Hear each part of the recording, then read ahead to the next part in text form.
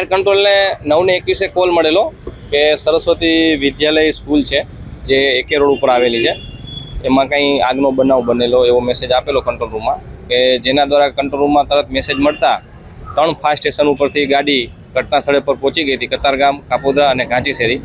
ઘટના સ્થળ ઉપર આવી અને તપાસ કરતાં જાણવા મળેલ કે જે લાઇબ્રેરી રૂમ છે એની અંદર એસીની અંદર કોઈ અગમ્ય કારણોસર સ્પાર્ક થઈ અને આગ લાગેલી અને કોઈ કારણોસર એમાં બ્લાસ્ટ થયેલો, કોઈ જાનહાની કે કોઈ નુકસાન છે નહીં. અને એફએસઓ દ્વારા આની જે ફાયર સેફ્ટી સિસ્ટમ છે એ બરાબર છે અને એફએસઓ દ્વારા રિન્યૂ કરવામાં આવેલ છે. તપાસ કરતાં સિસ્ટમ ચાલુ હાલતમાં છે. ના, એવું કશું છે નહીં, કારણ કે લાઇબ્રેરી રૂમ હતો એટલે કોઈ એવું ચિંતા જેવું કંઈ હતું નહીં અને બધા બહાર જ હતા.